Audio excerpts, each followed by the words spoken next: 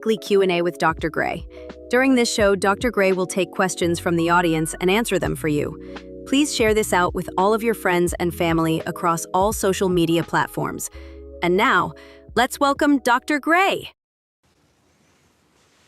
Welcome. Today, we're talking about a big topic to make our relationships better, but also create more success in our lives and more fulfillment in our lives.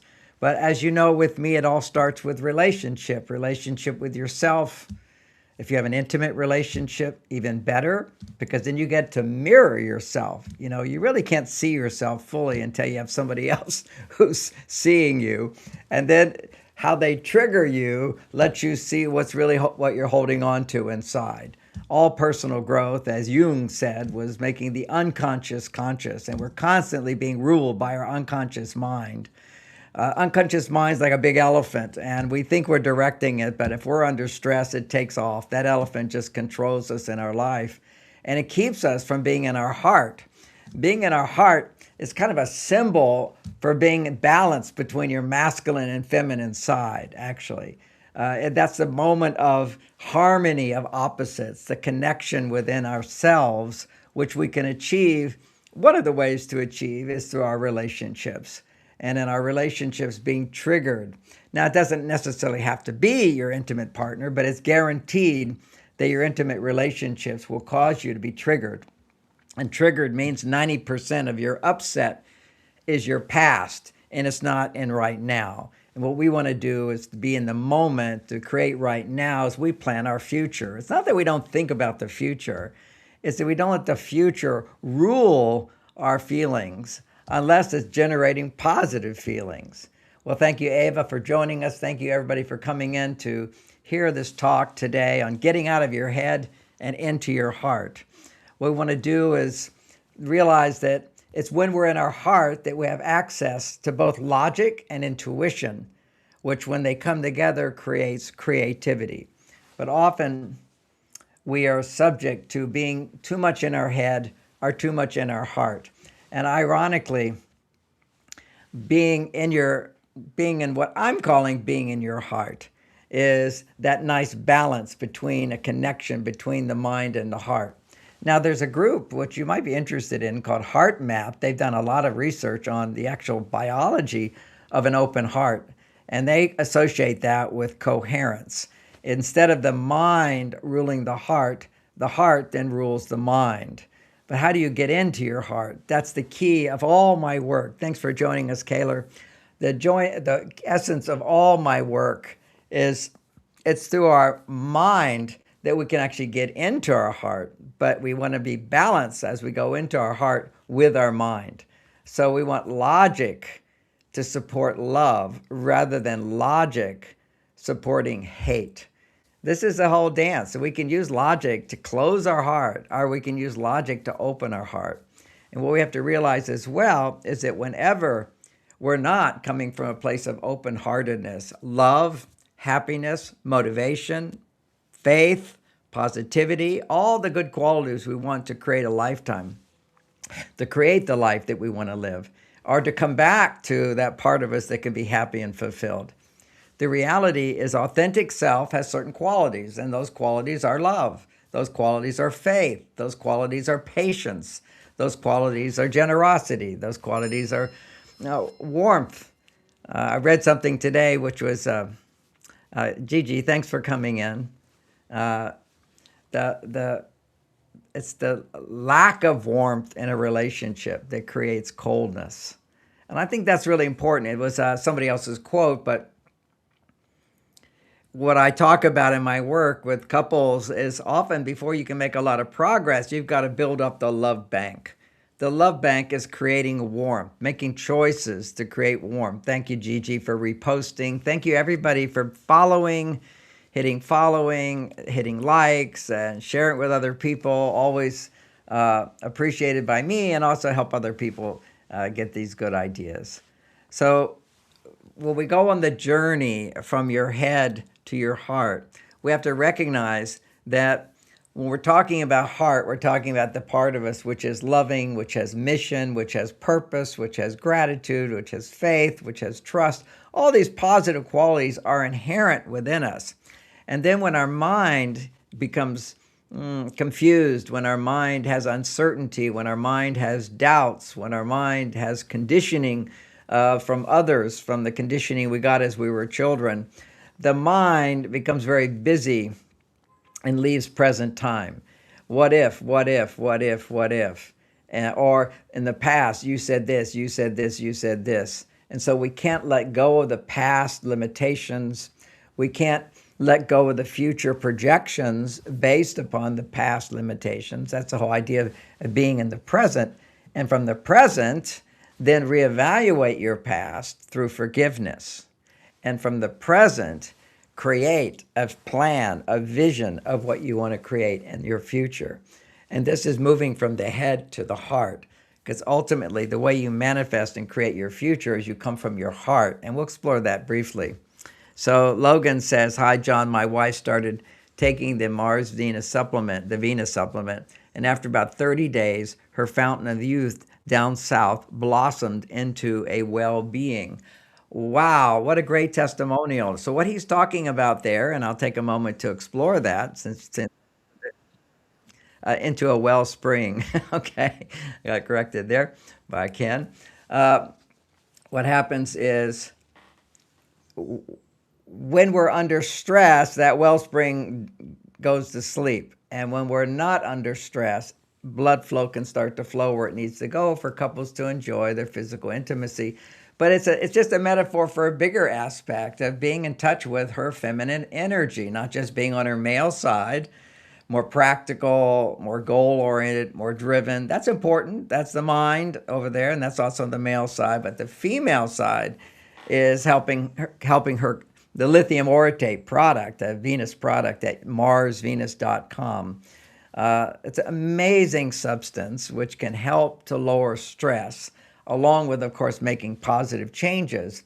But the positive changes is like if you're building a building, my neighbor's building a house on top of next to his house. And you first have to have the architecture plan. Okay, the plan has to be there. And then you have to dig the foundation, which he says is making it cost double because we're on a mountain. And then you build up the house. But you've got to have the design. And that's all I can give in my talks, basically, is the architectural design. You've got to put it into action. And that's how you get from your head to your heart. And from your heart, it motivates you into action. And as you begin to take action, opportunities open up for you. But you have to take action and commitment. I will take action, and then more opportunities open. So you start with the thoughts, inspire positive feeling. From positive feeling, you can then be motivated into action. And a lot of I was just talking about lithium orotate. If you can bring up that link to lithium orotate for people, this is like an experiment for you. If you just take a little snapshot and go to my website right now, it is in stock. You go to marsvenus.com. There you get it for Mars, you get it for Venus, and you can click there. You can go there, try it out. Usually within a month, you will notice a big difference. And in terms of this was in terms of just body circulation, connecting with the female side for women, but it connects men to their male side because you're helping to lower stress. And whenever you lower your stress, you get out of your mind. And when I talk about being in your mind and into your heart, get out of your head and into your heart. It's just metaphors. You're not really in your head, of course.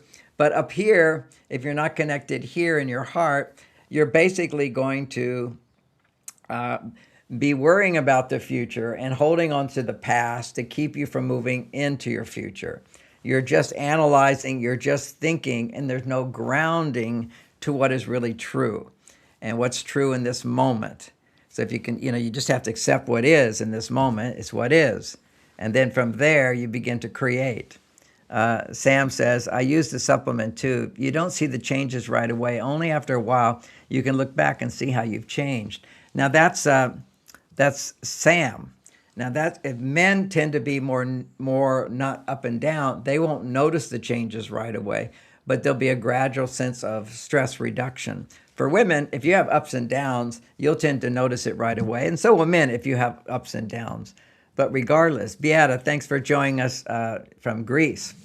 So the whole idea of stability is moving from your head into your heart. And the way to get from your head to your heart is be aware of your emotions. Identify your emotions, articulate your emotions to yourself primarily. You know, if you're hurting, instead of saying, you hurt me, say to yourself, I'm hurting, and feel compassion for that part of you. Hear that part of you. Let me say it again. Instead of saying to your partner, when you do this, I feel hurt, or you've hurt me, instead, reflecting yourself, you know, when my partner did that or didn't do that, what's going on inside of me? Well, when they do that, I start to hurt. I'm hurting. I wouldn't say to them, you hurt me. That's being in your head. That's projecting it out there rather than looking inside. And it's through feeling emotion that we can go inside. And that's sort of the most common mistake in relationships, where people stay out of their heart, is by blaming the outer world for how you're feeling. That's the mind going, oh, you're doing this to me, rather than a mind saying, when you did this, it triggered past feelings to come up inside of me. But you won't know that from your experience. Your experience is you just did that. You know that because your mind, you've educated yourself to know that whenever you have strong emotional reactions, instead of minor reactions, you know, that hurt a little, done, let it go. But if you have a strong emotion and you can't just let it go, okay, it's always there teaching you. It's an adjustment. I had an expectation that something was going to happen, that I wanted to happen, or that I needed to happen. I had an expectation, and it didn't happen. So the expectation and it didn't happen is the awareness. It didn't happen. I therefore need to adjust my expectation to what's real. And the brain can do that. But the way the brain is able to adjust expectation is by becoming aware of the negative emotion, because the negative emotion is the result of a negative thought, a limited thought, an inaccurate thought. And so when you get stuck in a negative emotion, it's because you're holding on to believing that your negative thought is real, and it's a real, you should be this and you must do this. And no, you don't have to do that. And it doesn't have to be that way for me to get what I need. Logan comes in. Can you explain how to build up the love bank? Yeah, he's listening here. Thank you. And that is the whole theme of flexibility, which I'm just talking about, of being able to adjust your expectations. Well, I thought she was going to be happy with me, and then suddenly she's not. So now I'm upset with her. I thought she loved me. I thought she appreciated me. I thought she thought I was wonderful, and now she's criticizing me. Or from the female point of view, you know, I thought he loved me, but then he forgot to do that, or he didn't listen to me, or he doesn't care about me. You know, these are like these expectations that if you love me, you will do this. If I'm to be happy, this must happen. You know, we've got all these expectations based upon the way the brain works. You know, if I see somebody and they've got a nice car, I go, wow, if I had that car, I'd be happy. So now your brain starts to think that I have to have that car to be happy. And so if I don't have that car, then I can't be happy. So it's all manipulations in the brain, expectations, unfulfilled wants and wishes, and the brain then saying, or the mind then saying, well, you can't have that. This has to happen in order for me to feel what I want to feel. So Sam says, I'm with Logan here. How can you build up the love bank, especially when every effort is met with resentment or cynicism? Whoo, boy, I can feel that one. Okay, all right. That's a big one. You know, you try to make up for your past, and it's kind of like we're in a marriage and you feel you're in debt all the time. You borrowed money for your house, and now the rest of your life you're paying in debt. Although I did see the Congress just passed something, you know, we're supposed to have ability to own our own property, and as you get older, they just keep taxing you more and more on your property. So you're really just renting your property tax. They did just pass something that at least keeps them from increasing it more than 3% every year for certain ages. There's some adjustment there, but still, it should not be property tax. They should find another way. People spend their whole lives, you know, to own their house. So the same thing in relationships. Right now, you're doing the best you can in your relationship. Why should you be having to pay the price of the past? Let's just be in the present. Your partner is just what somebody said, the cynicism and the resentment. You try to do something and then suddenly it's just like, yeah, but not enough. Yeah, but not enough. Yes, but I can't trust that because in the past you did this. And, there's a place in the logical, practical world where we get caught up just in that. That's being stuck in your head. But you forgot before, how can I depend on you this time? So we need to have some practicality, be in our head, but we have to realize if it's keeping you from being in a place of love and open-heartedness, your thinking is wrong. And that this is like people always justify their criticism and their cynicism and their resentment by blaming their partner. And you can't blame your partner for your resentment. You can't blame your partner for your criticism. You can't blame your partner for your inability to give love. That's you. And when you realize that, my gosh, what a great insight that is. And it creates a doorway for you to do the work. Okay, you have to do the work to do it. And part of the work, the easiest part of the work, this is why I think my message is so easy, is what two people just asked about, which is you build up the love bank. See, what happens is the love bank only builds up by doing lots of little things in a relationship. And it's literally, if your partner is stressed, and we'll talk about this today because, a lot of couples, they're doing my work and they're wanting to open their heart, they're building up the love bank, but it still hasn't clicked in where they're having sex if they're in a sexual relationship. And, typically that's the woman who's feeling I can't trust. It could be the man, but again, everything I say about emotions, it's typically the woman, because women have a greater sensitivity. Their body does make, if they're somewhat balanced, 10 times more estrogen than a man, and estrogen creates a sensitivity. Estrogen makes you focus on what do I need, what do I not need. My testosterone says I don't need anything. It says I'll just go in there and do it, live or die, and get it done, get the job done. Now I'm not just testosterone. I'm also estrogen, which is I need love. I'm sensitive. I get my feelings hurt. But what do I do with them is very important as a man to know. Suck it up, suck it up, suck it up, or process it. But suck it up enough when you're in an argument or whatever. Suck it up and then say I need a timeout, and then you go and you process your feelings. And learning how to go from your head into your heart is through emotion. There's the whole secret here. Now, there's the subtlety to this. Someone says, Bray says, I love to hear the passion. Thank you. Thank you. Sometimes I'm too passionate and I start yelling into the mic, so I appreciate that. But the logic here is that's in your head. And if you're stressed, your logic is always faulty because it's disconnected from your heart. It's disconnected from your heart.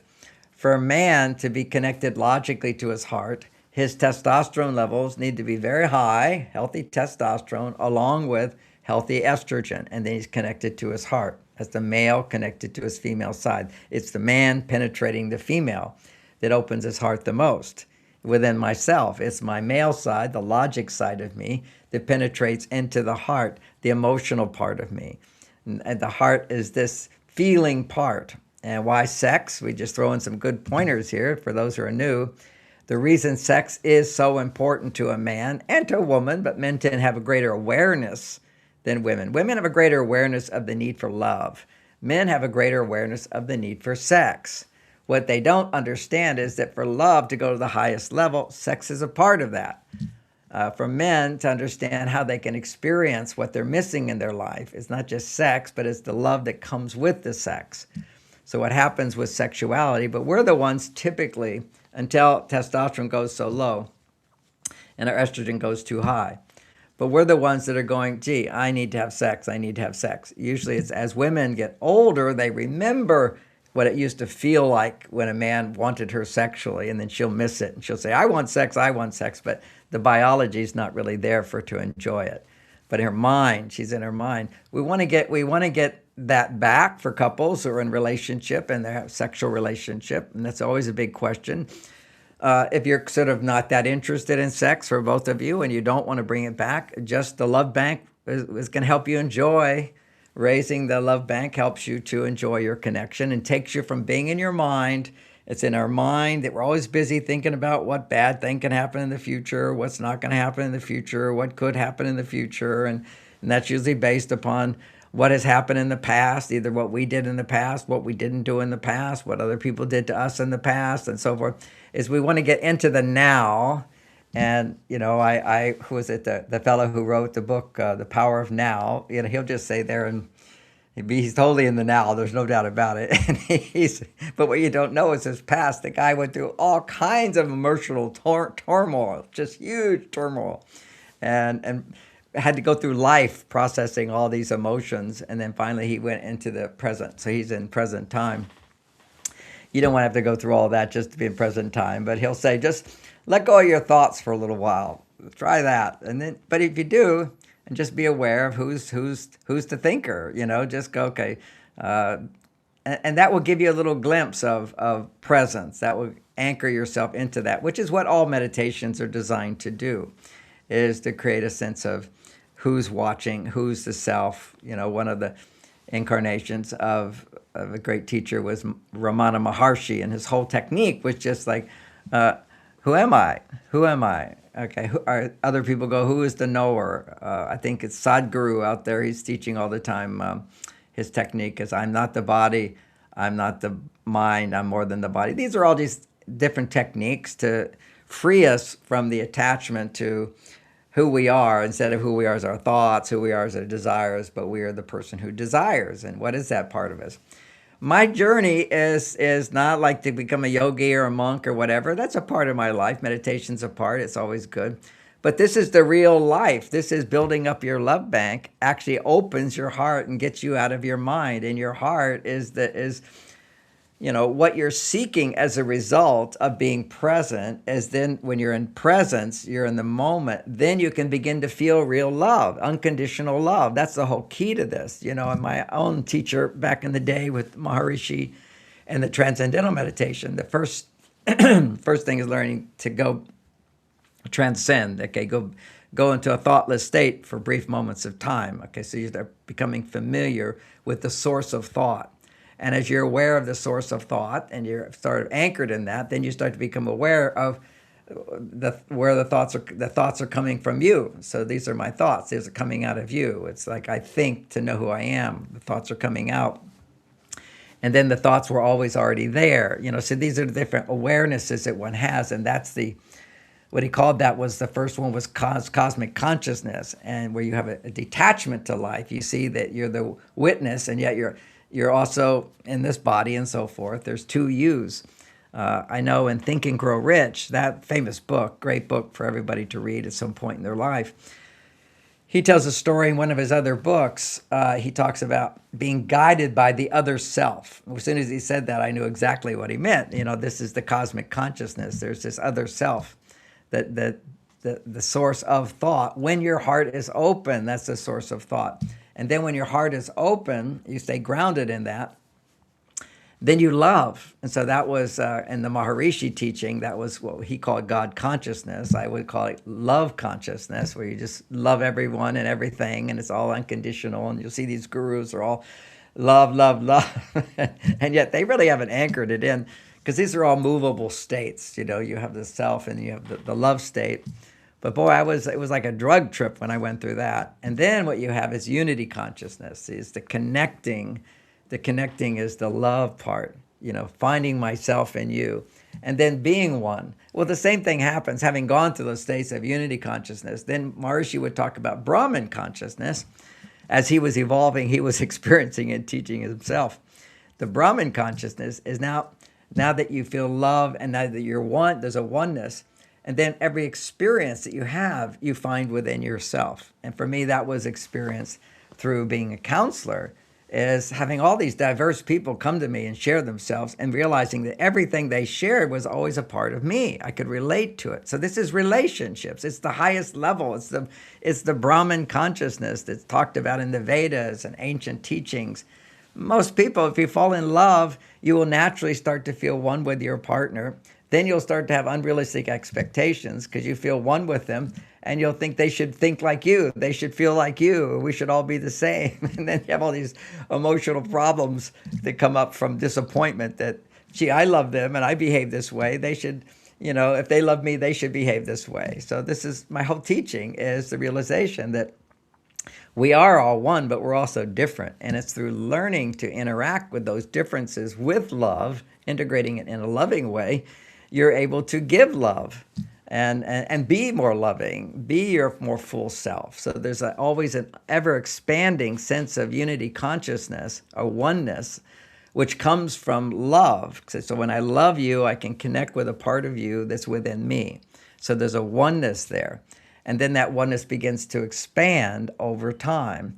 And as it expands over time, your influence in the world expands over time. And this is the power. I gave a whole talk on the secret behind the secret, is the more expanded you are in terms of feeling one with others, when you set an intention and then imagine getting it. Now you're in a state of, I am getting that, I'm in the process of getting it. It's the easy way to do it. Because sometimes if you say, I am in that state, your brain will go, no, you're not. No, you're not. So you just go, right now, I'm in the process of having that in my life. I'm in the process of being that in my life. And you're back in your heart, because we're always in the process of being more and more and more. That's what the life process is. So you're getting to one of the higher truths. But the more you can expand yourself in order to know the truth outside you and you relate to it inside. But even more expanded is that when you connect with your partner and you feel the oneness with her, you become more balanced as a male to a female if you're in that kind of relationship. I'm now connecting with my female side, becoming whole.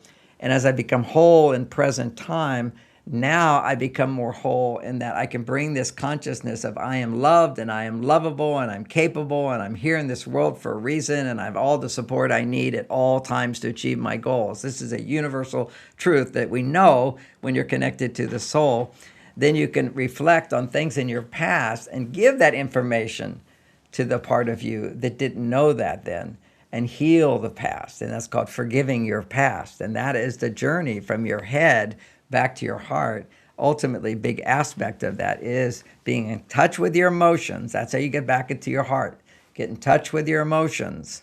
Now, men primarily get in touch with their emotions through connecting with women or helping people who are in pain. Okay, when men are helping people who need help, and those people are feeling grateful and appreciative and trusting and depending on him, that makes a man strong. That anchors a man in his masculinity, because he's being worthy of doing something for them, and his femininity. That's built into the whole idea of a marriage, because this is the balance of the masculine and feminine, where the man is helping the woman and the woman is receiving the help. Her trust, her acceptance, her appreciation increases his testosterone, increases his masculinity, but because he's doing it and helping her, his femininity increases as well. And so the head to the heart. So men, in a sense, for the act of creation, men, you have to plant your seed and a baby is born. So to speak, you have to go to your female side. And in that act of planting the seed into your female side, that's as your mind going into your heart. And it's always, if you want to, then if you're not creating the results you want, if you're not happy and fulfilled, you look at what thoughts are creating these emotions, and then transform the emotions through understanding, through using your mind to understand your emotions, articulate them. And by articulating them, it allows your consciousness to transform the negative beliefs which are causing the negative emotions. So this is all an awareness process. There's so many types of awareness processes, but the one that I see to be so powerful is the one that's beyond the Brahman consciousness, is where you can actually see a part of yourself that you can't see within yourself. Now that's for men. That's why sex is so important for men, is by feeling turned on, it causes their testosterone to go high, their estrogen to go high. If he's getting turned on in a fantasy, okay, and it's not reality, then he ends up disturbing his soul. He's believing he's being loved when he's not being loved. That would be through self-gratification, making love to yourself, or having sex with somebody who doesn't love you. At that point, a man's going into the feminine, opening up, and he's not receiving back the love that he deserves. Is it true that if we listen to high-frequency sounds, we can attract love and heal our bodies? What do you think? I do the high frequency sounds all the time. I love to meditate to, I don't know about high frequency, Safaggio frequencies, the earth resonance frequencies. There's a lot of YouTube soundtracks where you can go and hear these pure frequencies. And it can be in the background while you're meditating as well. It's certainly, it's a sound bath of positive frequencies, which is always good. Again, it's frequency. Your soul resonates with positive frequencies, and now your heart opens. So your mind goes to your heart. Your mind resonates with that, and your heart starts to open. So that's another opening. There's so many ways to open your heart. When we look at relationships, we want to make sure that our resonating with our partner opens our heart. And guess what happens? When you love your partner, you're resonating with them. You will feel one with them. And then anything that's unlike the love you feel in your heart at that time from your past will come up. So it's guaranteed that sex will bring up PTSD. When it comes up, when your past comes up, if it's with someone who you love them, then you have the love in your life to support you in healing that. It's these single men that are all doing OnlyFans or doing pornography. They're opening their heart and nothing's coming in. And so on an emotional level, they're literally feeling abandoned and rejected. They're not aware of that. They just feel empty. They feel awful.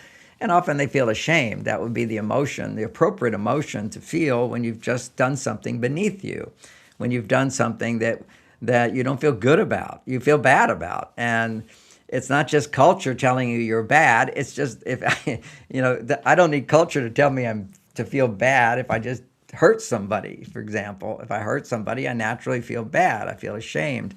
And then what we do is we justify that shame by saying, well, I hurt them because they hurt me. And then there's no healing.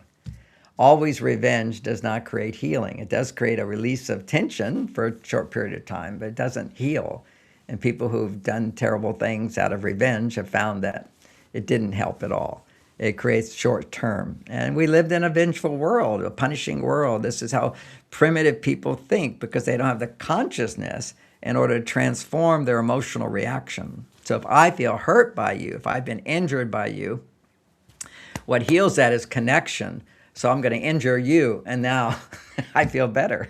But it's not really healing. It's not until I can... See, if I have to feel my hurt out there to connect with it and let it go, I haven't yet learned how to just connect within myself. So all revenge, all violence is I'm hurting, I want you to hurt. And if I can get you to hurt, then experiencing my hurt over there, I feel my own hurt and I'm healed. That's not the answer. The answer is if your partner is hurting, if my wife is hurting and I can feel her hurt, it will help me to gain self-awareness of my own feelings. And then what I do with my own feelings, how I can heal them, is to provide the support to transform her hurt, and my hurt is automatically healed. Or she's upset with me, I suddenly get upset. This is the reactive tendency that happens. It's a mirror. Men always mirror what women are feeling. So if she's feeling hurting or she's in a bad mood, he's going to feel in a bad mood. That's when you have to suck it up, men, and endure it as much as you can. It's kind of like lifting a heavy weight without expressing that, but being in your higher self, which is being compassionate. And you can only do it so much. It's kind of like you can only lift so much weight. You can only last so much time. If you're in love and you're having sex, you're going to squirt until you learn mastery. And mastery is certainly something we can learn. And it takes practice to do it. For me, one of my techniques I've shared so many techniques, but the number one technique in the beginning, and this is, we're all beginners when it comes to creating lasting love, is do your best, man. When a woman's upset, suck it up. Don't react. Don't mirror back, but notice that a part of you is mirroring back, and don't act on it. That's suck it up. Then, when you get to a point where your patience starts to run thin, you need to change the subject. You say, look, I need to think about this. And you go off and you do something to process, come back to your masculine side. And so depending on how upset you are, the first step, regardless of whatever happens, if you find yourself triggered, you go do something to raise your testosterone. It's the first thing. Don't dwell on what just happened. Go do something to raise your testosterone. Second step, if that doesn't do it, then you feel fine. You feel forgiveness. You feel acceptance. You feel love. Okay. But if the upset is really bringing up your past, then you need to process those emotions. And the way you do that is by writing them out. You do the feeling letter process. I have an app for that for both men and women as you learn how to process your feelings. Your feelings are like you as a metaphor, you look at it like a little child. It's you as a child inside of you. And really what it is, it's all the programming that you had before your prefrontal cortex had developed. You have all this illogical programming. Illogical meaning not believing that you're here in this world for a reason and that the universe is here to serve and support you, and that you are loved and you are lovable and you deserve always more and more, and yet you're not going to get it right away. You have to earn it, and you earn it by being authentic. Authenticity draws it in. And for men, taking authentic actions of love is what pulls back. And for women, authentic actions of being, the way you react to a man is what pulls in what you deserve.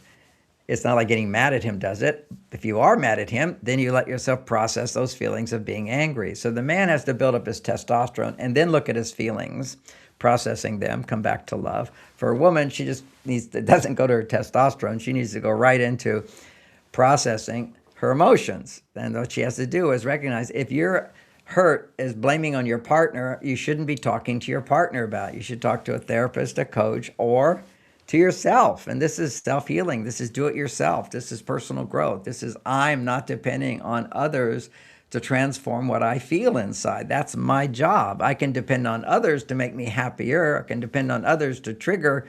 I can depend on others to help me when the setting is appropriate. So building up the love bank, which makes things so much easier. Someone was asking about that as I'm exploring, getting from your head into your heart through the identification of your emotions.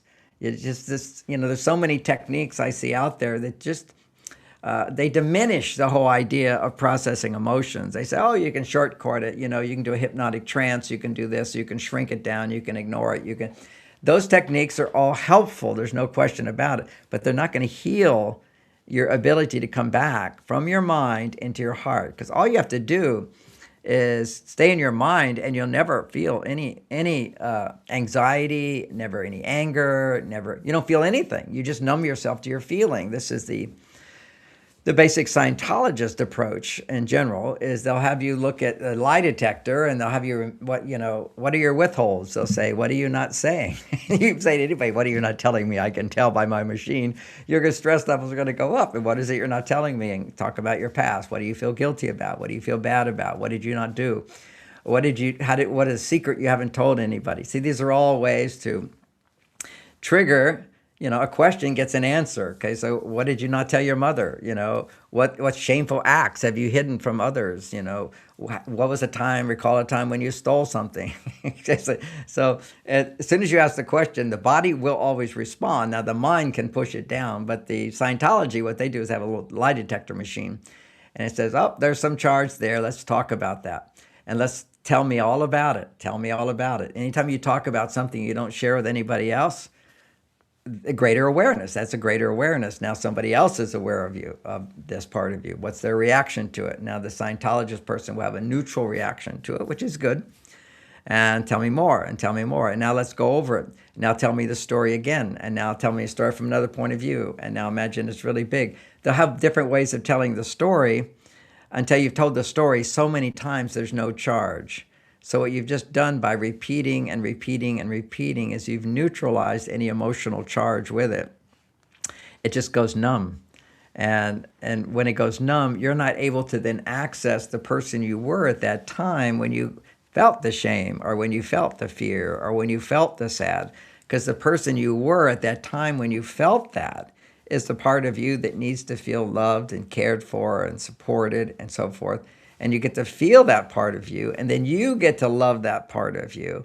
And then that part of you actually transforms, and you become more of who you are had you received the love and support you needed as a child, as opposed to just numbing out that part of you. So in Scientology, they help you get to this place called clear. You have no emotions. And then when you have no emotions, what happens is you disconnect from your spirit. When you disconnect from your spirit, you become obedient to authority because you have no inner authority.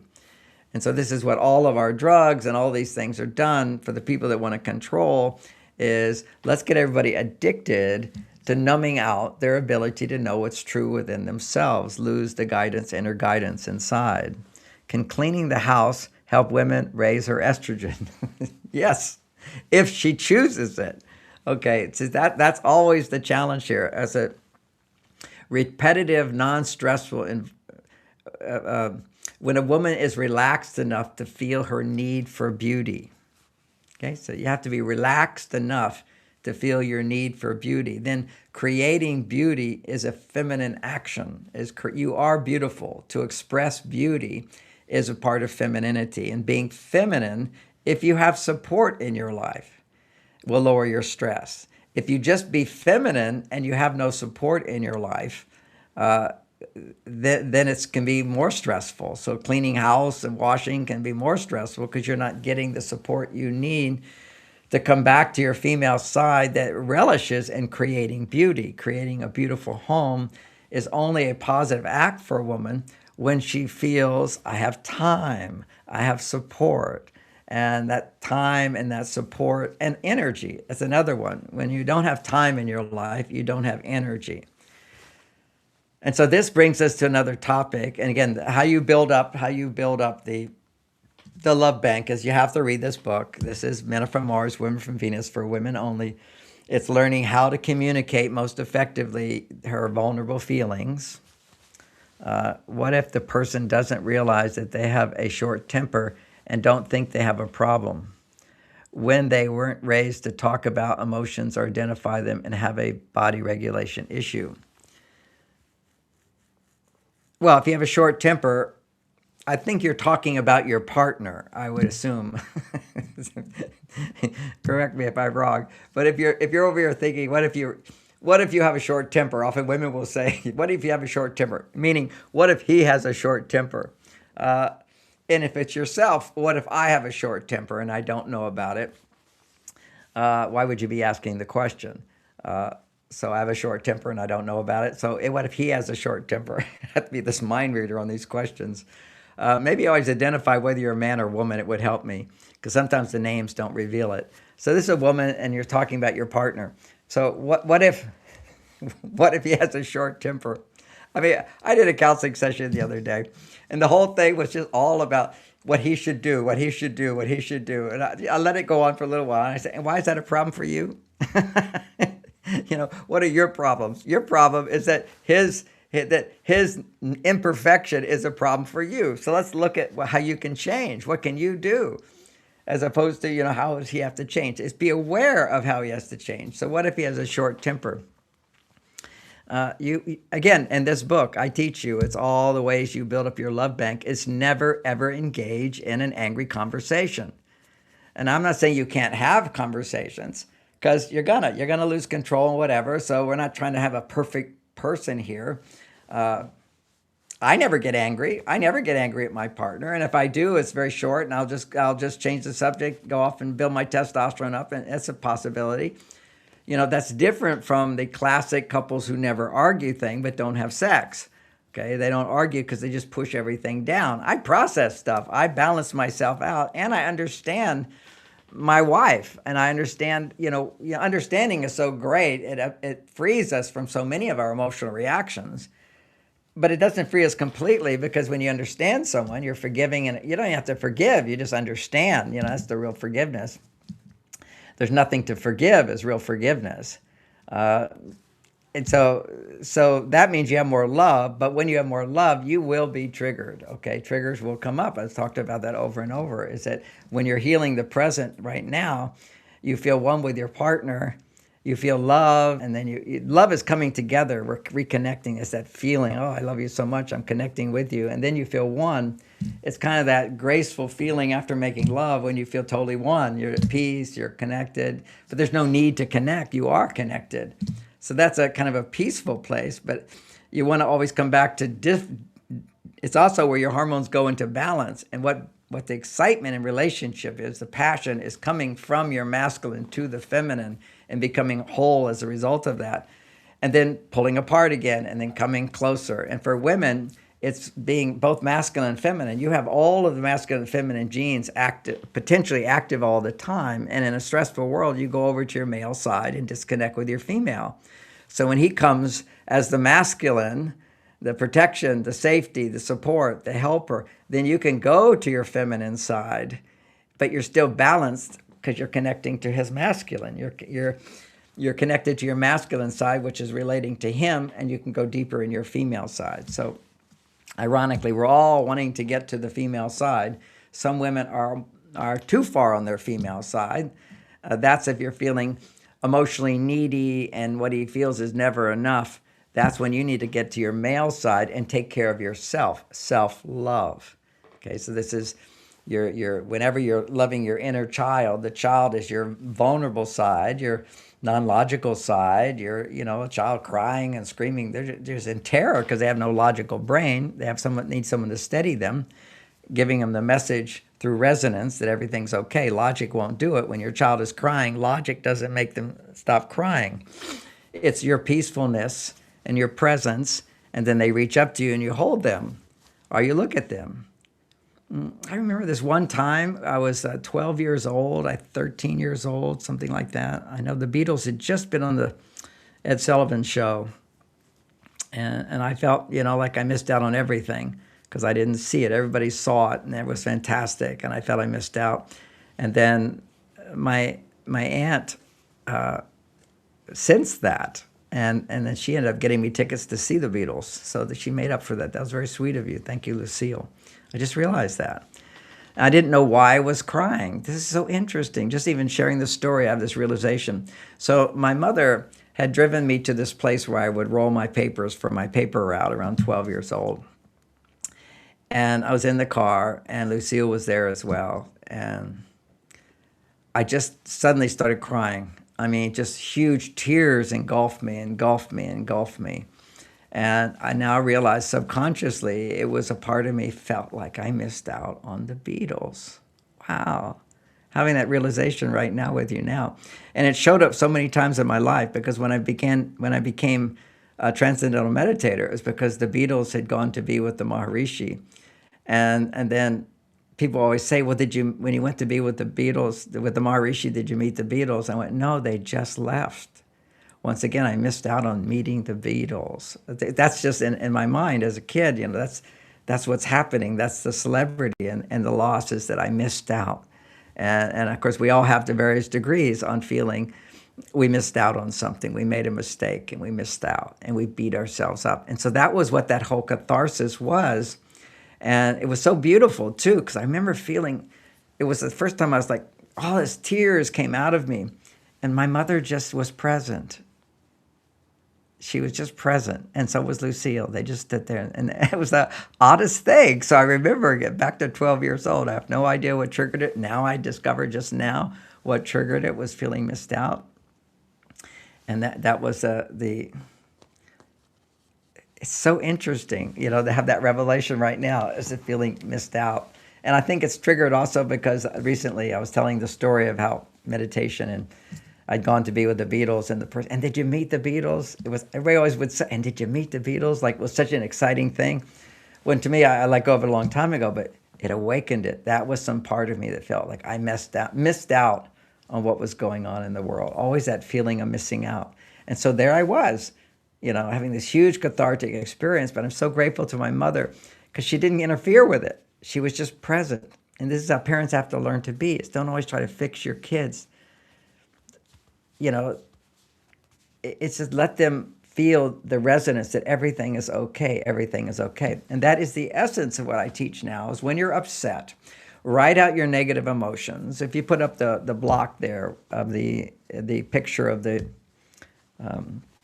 app, so people can link to the app and they can do this. The app will just give you ideas, show you how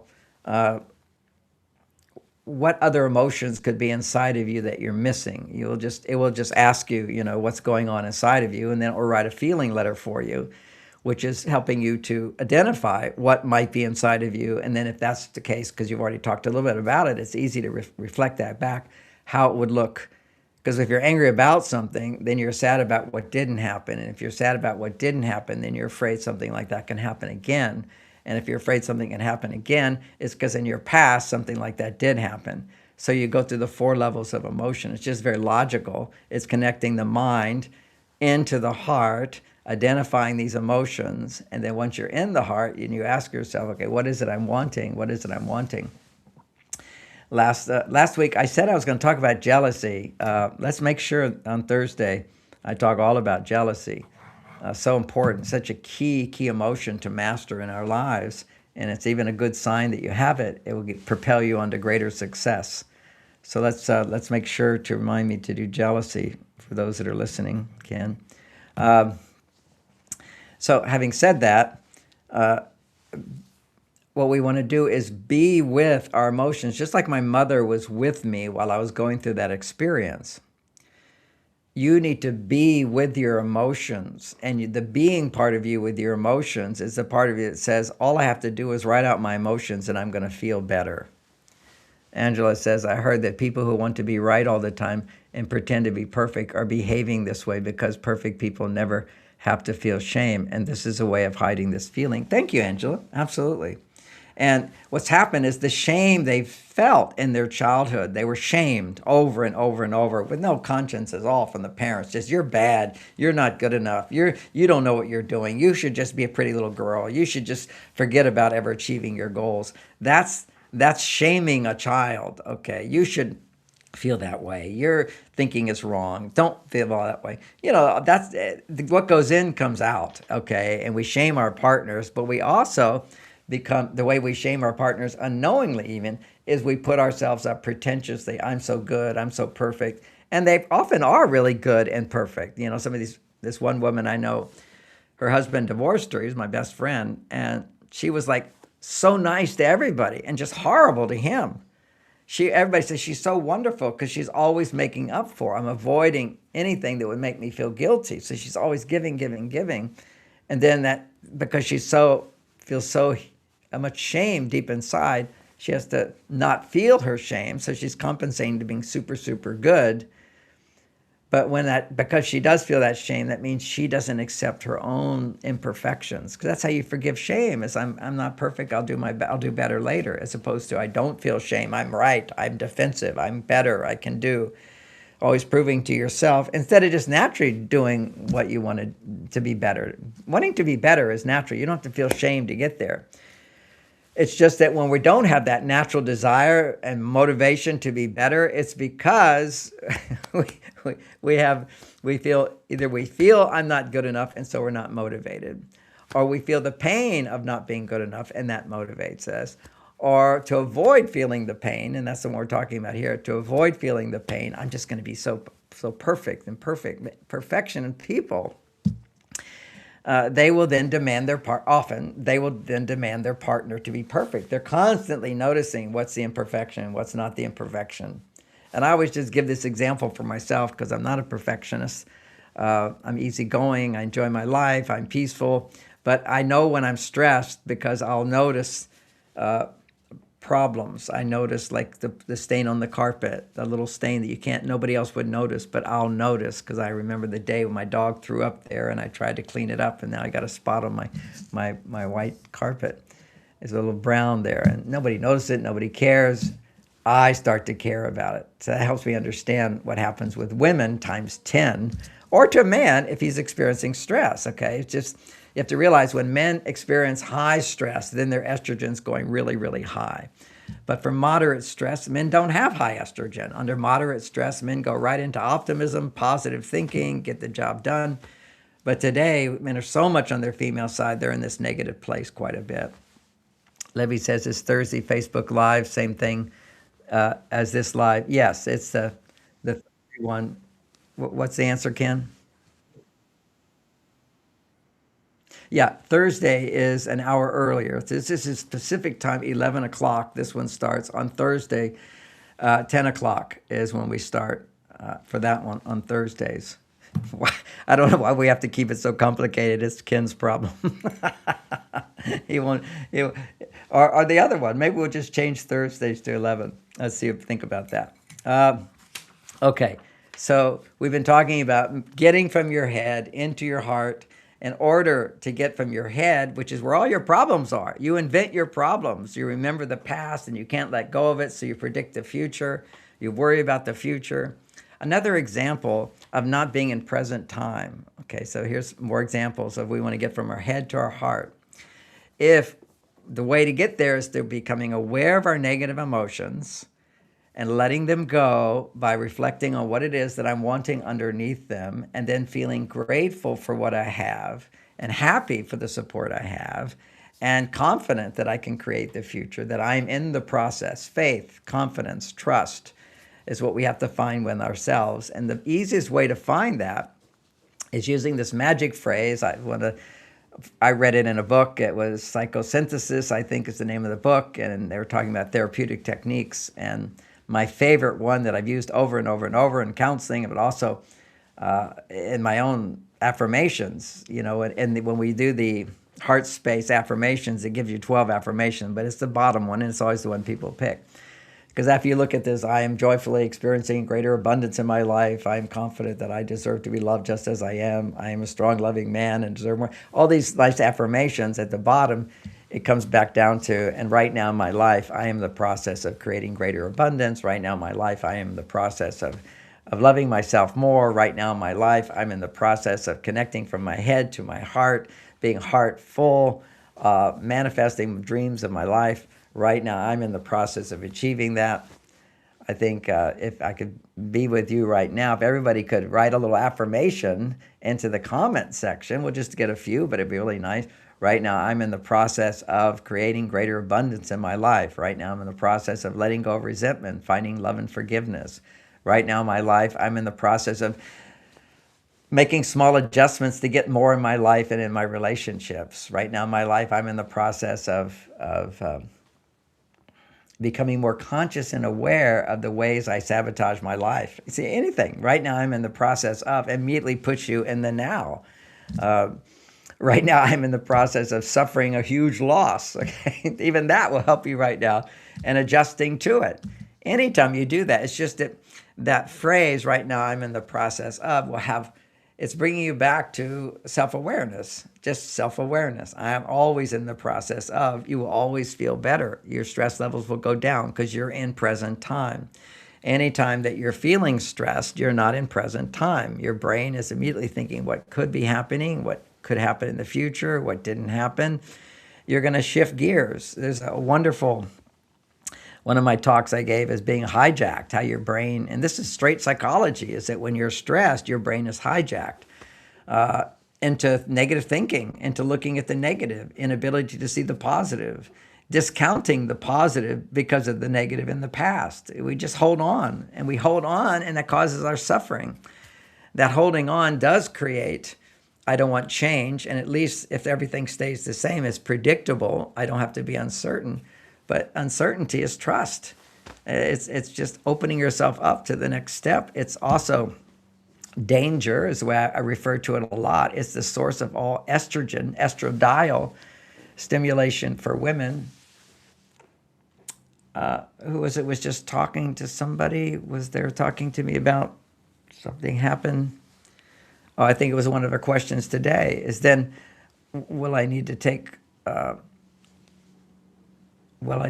hormones? And, many women are taking estradiol, and it's very helpful for them. And their doctors have no idea. Nobody has this idea yet, of which I talk about in this book, that you can continue making estradiol even after menopause. And even before menopause, you can start being in premenopause, perimenopause, they call it. And also, you can be 25 years old and you can have menopausal symptoms because you're making estrone. Anytime you're a woman and you're feeling, I don't need help, you're on your male side, your body's going to start making old woman estrogen, which is estrone. Estrone is the hormone of, I don't need help, I can do it myself if you have a woman's body. If you have a man's body, I don't need help, I can do it myself. You can make testosterone, and that's really good, except that only testosterone, you disconnect from your heart. So you need to plant your actions into the heart. You need to serve, help others who need help. And in those moments where you're helping somebody, it's their appreciation and trust and acceptance of you, the emotional acceptance and appreciation of you, that opens your heart. that connects you to your female side. It's only when those in need are appreciating you as men that your heart can open. But if they're appreciating you and their appreciation is fantasy, it's fake. I'm thinking of Tom Cruise, for example. He has such an aura of just put him in a movie and everybody will watch it. Okay. But he's fake. He's just acting out that role. He's not real. He's not real at all. And for me, the experience, I give you my experiences. I live in Marin County. At one point, he was moving up here. He was having trouble in his marriage. They were thinking about moving in Marin County. And I was shopping houses for a friend of mine. So they're really upscale houses. And Tom Cruise was in there. And he was shorter than me. Not that there's a problem with that. But they do cameras to make him look taller. But that's just one aspect of it, not real. But he didn't have that same power, okay? He wasn't in the role of the movie star. It was actually connecting with the real person. That's why Oprah has never really done well in movies, is because everybody sees her every day in this role that they think is real, at least. She can't be something else, okay? So if you actually meet a celebrity, it's always a disappointment.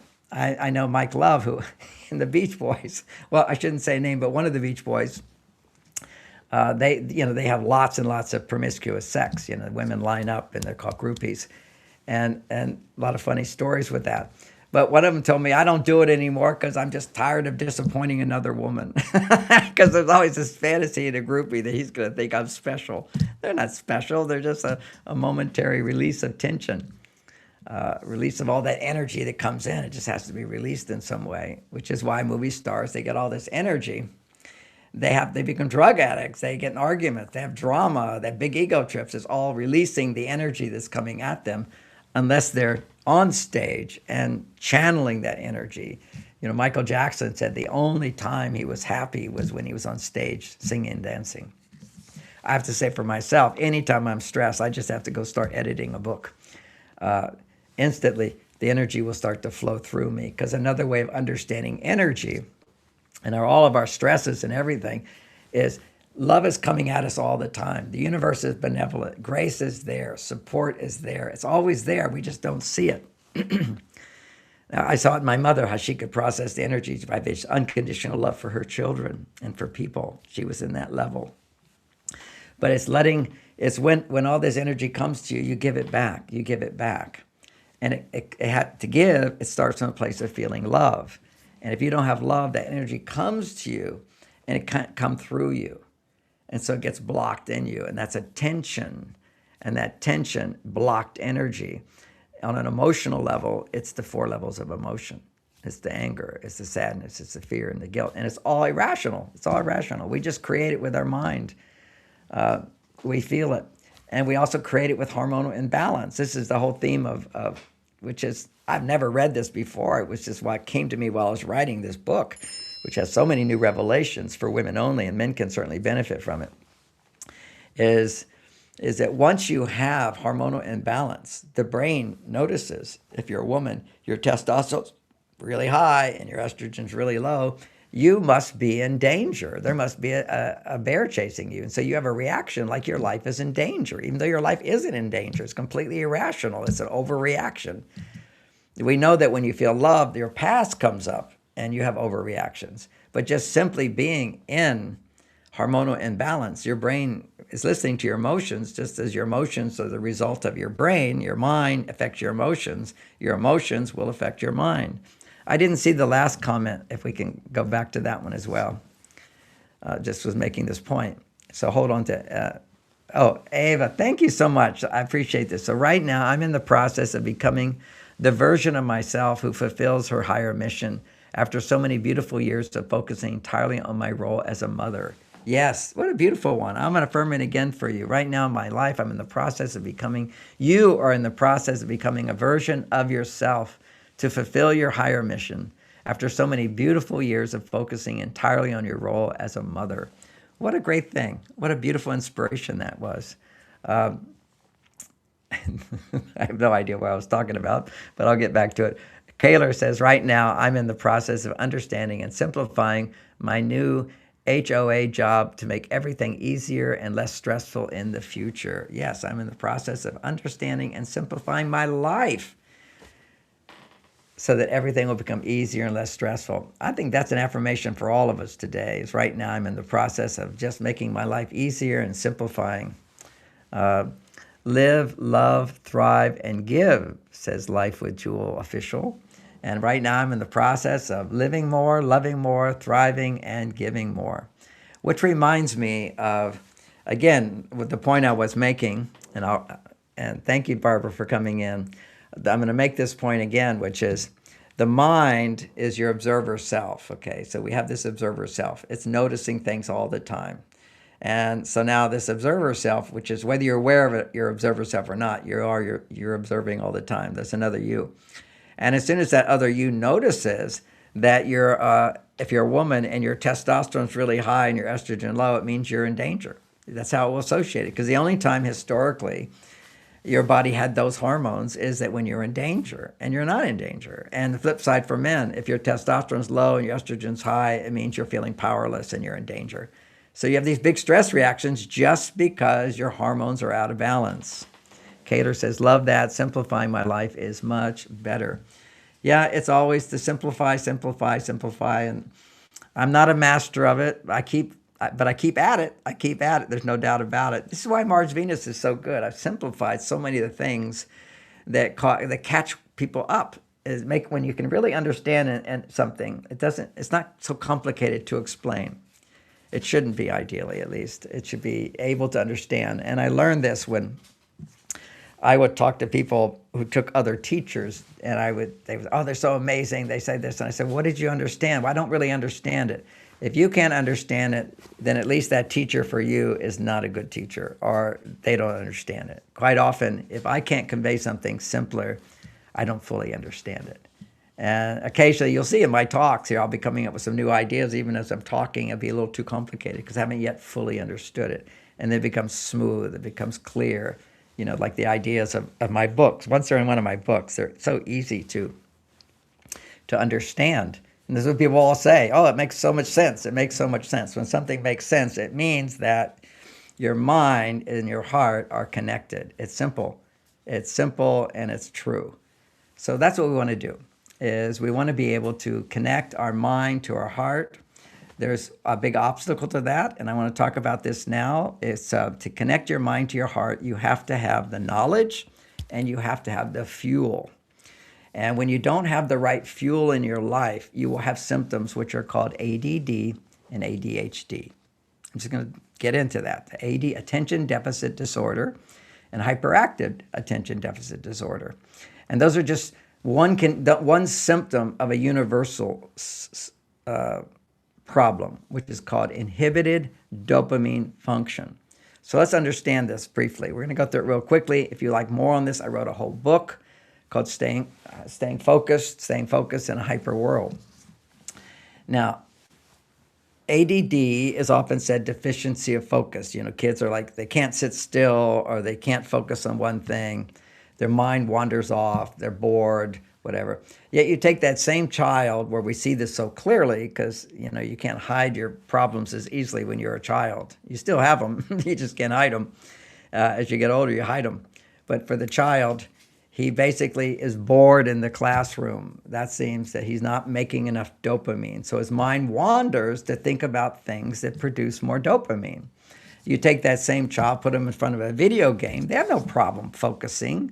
And they're not hyperactive. They'll sit focused for hours and hours and hours on that one thing because that one thing is producing dopamine in their brain. Dopamine gives us focus. It gives us motivation. It gives us energy. It gives us pleasure. It's linked to all those things. And so when you have high pleasure or high focus, danger or high pleasure, drama, any of that raises your dopamine up and it feels really good. But the problem with it is high dopamine stimulation desensitizes dopamine receptor sites. And now you need high dopamine stimulation in order to feel pleasure. Life becomes numb. Life becomes boring. Somebody asked about women in housework. Well, when you're stressed, you're producing dopamine, and that desensitizes your dopamine receptor sites. So the normal things that would give you pleasure in life don't. It's boredom. Anytime you're bored, your receptor sites have flattened out as a result of high dopamine stimulation. One of the symptoms of that, which is clearly known today, is called ADD, or hyperactive disorder, attention deficit disorder. There's no attention deficit, except there's attention deficit to things that aren't highly dopamine stimulating. You're bored, you're flat, or you feel despair. That's another symptom of it. It's the same inhibited, because without pleasure, what is life? Life is empty, it's despair, it's doomsday. Your brain just goes to hopelessness, because we're supposed to feel pleasure, we're supposed to feel love, we're supposed to feel happiness. That's who we are. So not being yourself means not being alive. So we can look at it as aliveness, lack of aliveness. Dopamine gives us that, but when we seek out high dopamine levels, then our ability to feel alive for normal stimulation is not there, because the receptor sites are closed down. And this is what put me on my health journey.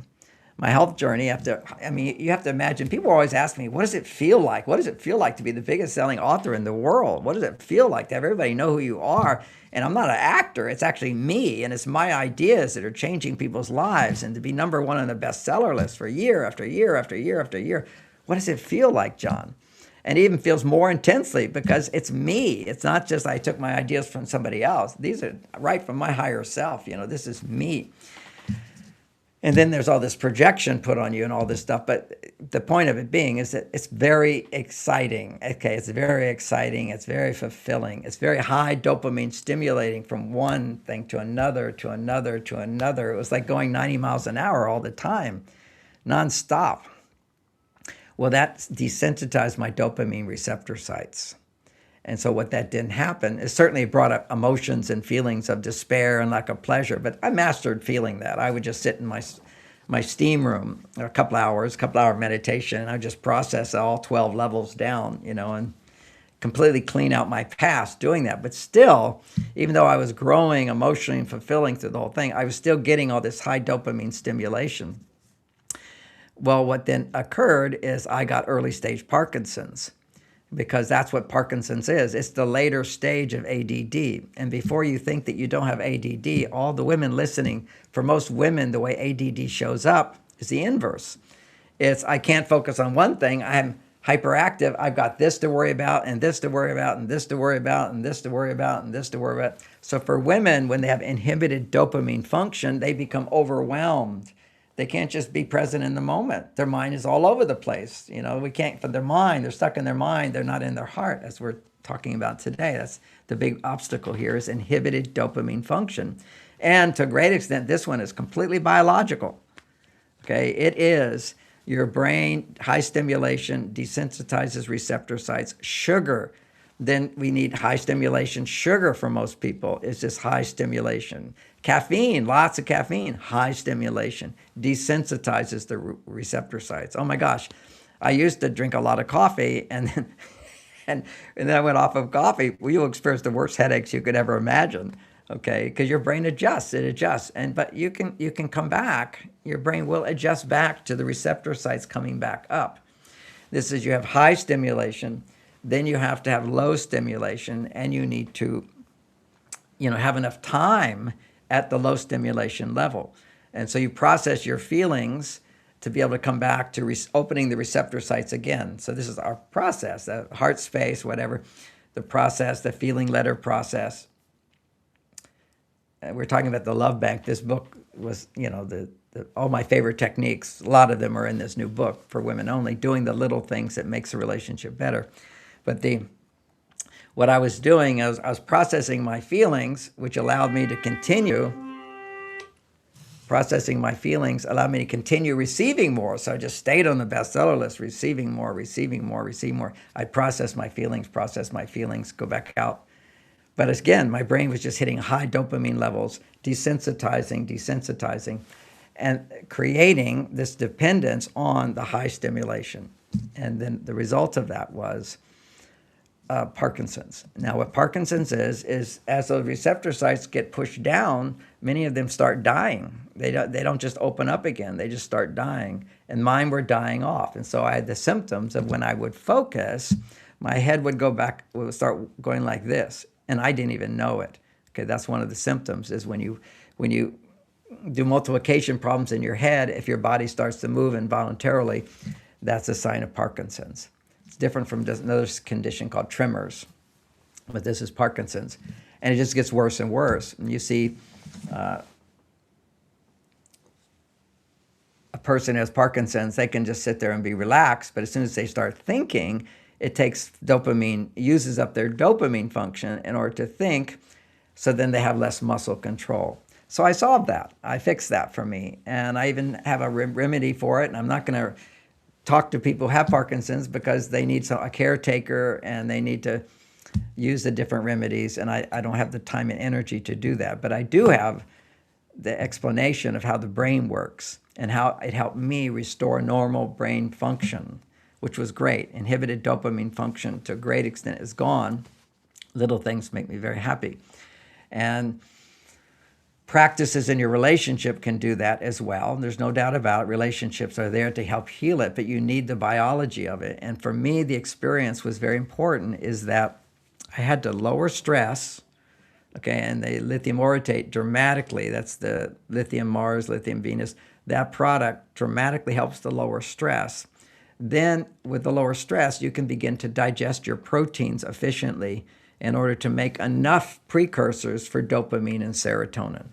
So I needed to, without the high stimulation to produce the high dopamine, I needed to have low stimulation to be relaxed, normal, and yet make enough dopamine from my digestion. So what goes on with people who are ADD and Parkinson's and all that stuff with the inhibited dopamine function, it's all the same thing, inhibited dopamine function, just different symptoms. Women feeling overwhelmed,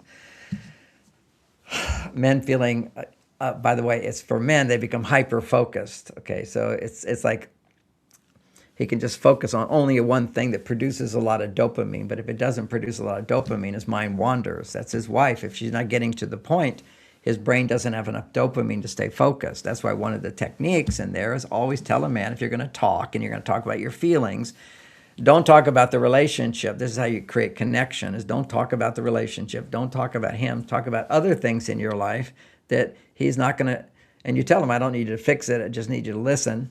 And so what happens is he's able to stay focused on you, particularly if you say it's just 10 minutes. You give him a 10-minute goal. He knows when it's going to begin and end. Then he can stay hyper-focused. If he doesn't know what the end is, there's no focal point. Focus is, I'm here and where am I going?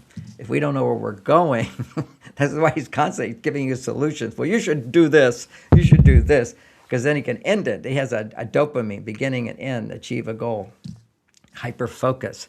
So we want men to be less hyper-focused. Women are overwhelmed. They could be talking about their feelings, and it leads to this, and it goes to the future and the past and all this stuff. If you have to learn to do it within 10 minutes and not about him, it's very easy for you to now put the focus on yourself. And now start focusing on yourself, because you're too expanded. You need to focus in, okay, what emotion am I feeling? What emotion am I feeling? What's happening in my life that is causing me to have a reaction, as opposed to, I don't understand, or what am I supposed to do, or why are you doing this, or you should do that, or, you get caught up in the head. You talk just without trying to solve a problem, you're out of your head. And now you're just focusing on sharing your emotion. So what we want is the lithium. But the other thing is, if you're stressed, and we're also stressed, you're not digesting your proteins. So the big thing that helped me in the beginning, where I saw what worked, is pre-digested proteins. So I got these IV drips of peptides. And peptides are just digested proteins in a particular sequence. Well, this was just peptides without any particular. It was just pre-digested amino acids. And it was put into my system. And I was in a group of other people who were drug addicts, because all drug addiction is inhibited dopamine function. Anytime you're addicted to anything, is you're seeking high stimulation. Low stimulation is too boring, flat, despair, unhappiness, all that. So I was there, and there were all these guys and women, 9 people, and they all had the different addictions: heroin, OxyContin, cocaine, smoking, eating. All these addictions were there. And particularly the heavy-duty ones, you think the reason people have a hard time going off their addictions, one of the reasons, is the side effects are so awful. But nobody had side effects. We just were a little tired. and we were getting the receptor sites were starting to upregulate, and you just feel relaxed, and it was for them tired, and for me tired, and the amino acids were going in, and pre-digested proteins, and after 8-9 days, all of my symptoms went away, and all of their addiction went away without any side effects because it restored the receptor sites. After 3 months, it came back, and he told me generally they'll come back after 3 months because of the stimulation in their environment didn't support them, but also it was their diet wasn't supporting them in good amino acid production. So I went back again, paid $10,000 to get my treatment. 3 months later, it was starting to come back. The second time I went back, and I thought I have to figure out how to do this, and he basically explained to me it was all the amino acids that are in mother's milk. Okay, so you get pre-digested amino acids that are in mother's milk and the right balance of mother's milk. So I went and said, where can I get the amino acids in the balance of mother's milk? Well, it doesn't exist. And what you get milk is closest to it, cow milk, except in cow milk, what you get is you have 90% casein and only 10% whey. Mother's milk is 50% casein and 50% whey. So it was just getting a mixture of milk, which is 90% casein, and a lot more whey to balance it out at 50-50. Then add enzymes to it, then put it in water, let it sit for 45 minutes, and the whole thing cooked. Can an abused woman over many years develop AD? Of course, abuse, any type of high stress is going to give you Parkinson's or dementia. This is our Alzheimer's. Alzheimer's is because if you're in stress all the time, you definitely don't have enough lithium. Parkinson's. Now they're saying the Harvard University has said basically that Alzheimer's, to a great extent, and there could be other conditions as well, but to a great extent, is the deficiency of lithium in your body. And for the first time, authority is saying you need to be taking lithium. Everybody needs it, and we tend to not have it in our diet. And so get some lithium and get it in a form that gets into your brain. And according to Harvard, the only form is the one I sell. Okay, all the others, no. The one I sell is the one I've been promoting for 25 years as lithium orotate in the right dose, along with a lot of what's called adaptogens that helps activate it in your brain. Okay, so that's that. But you also have to have the raw material. You know, it's like they're building the house. They've got to build the foundation for it. You can't just know how to build a house. You've got to dig into you've got to get the setting for it to happen. You've got to have the raw materials. Well, the raw materials are the amino acids, and the amino acids are in this shake formula that at the time I hired a company and they produced it, and then during the lockdown, that company stopped producing it. And so there's another company that has something very, very similar with the right balance of enzymes, the right balance of the casein and the whey protein, plus all your vitamins and everything. So it's a kind of a meal replacement shake. So you don't have to eat a meal. You can just eat that. And that helps you if you want to lose weight. You can just have a bunch of that for your meals and boom, weight goes down. But most importantly, the weight goes down is because of stress. When you are stressed, your body cannot burn fat, okay? Body doesn't burn fat if you're feeling chronic stress. So women, you're doing rushing all around, using your muscles all the time. If you happen to have an endomorph body, you're never going to be able to get your weight off that way. And cutting calories is for short term is okay, that can help, but then you eat again and your metabolism goes down. So anyway, so we have a program for this, and if you call Ellen, she'll show you the whole program, but it's the product that I recommend.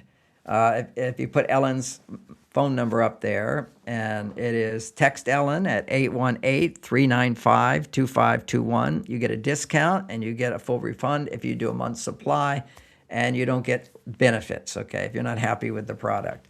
You will definitely get benefit from the product. I do not use it all the time. It's interesting. Yesterday, I made it for dinner, and I could only finish half just because, it was... It so much satisfied me. I didn't need to eat that much. For me at 74, I try not to eat 2 meals every day. Some meals just one. So I had a lunch, and I didn't eat a dinner. Okay, it was just like I took a half the shake. But usually it's the lunch is when I'll have my shake as well, and it satisfies me. And what it does is when you get a pre-digested shake, it will sit there for 45 minutes. and it will literally digest itself for you. It almost turns completely to foam, and you drink it. It just goes right into your brain, and you feel wonderful. You don't have to do that, but if you have any kind of ADD, you want to do that until you start restoring normal dopamine function, which means you're lowering stress in your life.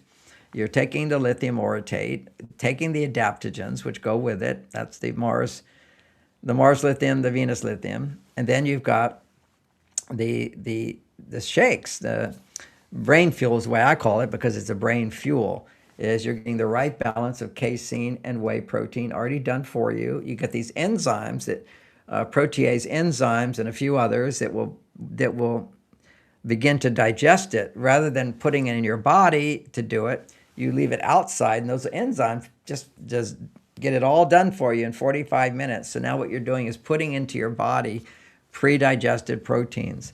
And even don't be in a hurry to swallow it. Just put it in your mouth. It'll go right into your brain. At least that's my experience. We have a lot of receptors in the mouth as well. So what this will do is immediately the symptoms of ADD, ADHD, those types of experiences that I described, overwhelmed, hyperfocus, impatience, irritability, depending on external stimulation to feel better.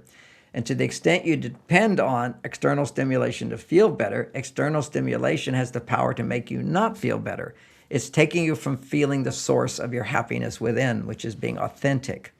And that's by this is the fuel. This is not that there aren't other great supplements. I recommend a lot of other great supplements. It's not the theme of this talk. But there are so many that can help depending upon your condition. If you're feeling tired, and even the shake for some people, if you already have prediabetes or diabetes type symptoms and you're not taking insulin, which I certainly don't recommend. I'm not a medical doctor, can't recommend it, but there's research showing that in 1 month you can cure diabetes just by taking all carbohydrates out of your diet for a month. Just take all carbohydrates, your body will restore its ability to burn fat, and you won't have all these sugar cravings. And of course, if you go back to your diet before, you could create your diabetes again. So one of the key factors is there was a time at some point where even my shake was making me a little sleepy afterwards. This is blood sugar issues in most cases, where if you have you eat a meal and you feel tired afterwards. You're already somewhat tired. You're running pretty much on empty. And then you eat fuel. Your body, you feel tired. Well, there was one time where the shake was doing that. So for a while, I realized I was having blood sugar issues. I started taking berberine. Berberine is this amazing supplement that instead of having to take the, quote, drugs they give you for prediabetes or even for diabetes, you just take berberine. Berberine stabilizes blood sugar and fuels the brain, and it's a great thing. Anybody could benefit from it. So again, there's other things you can do. If you really have if you have a child and they have the clear-cut symptoms of ADD type experiences, just get them what's called grapeseed extract, 250 milligrams twice a day, and 500 milligrams of vitamin C twice a day. Kabang! Do that along with, that gives your brain the focus it needs, along with feeding them some nice protein shakes, making sure they're getting protein. Bang! You'll see the results right away. You'll see it in your own self. The thing about ourselves is we don't always see our symptoms as much. But if you have enough symptoms where you start to see it in yourself, then you'll notice right away the results from some of these things. It's amazing. So if you can text Ellen, I would suggest just do it now so she knows to text you back, and she'll explain the products to you, how to order the products, where to get the products. She'll help you.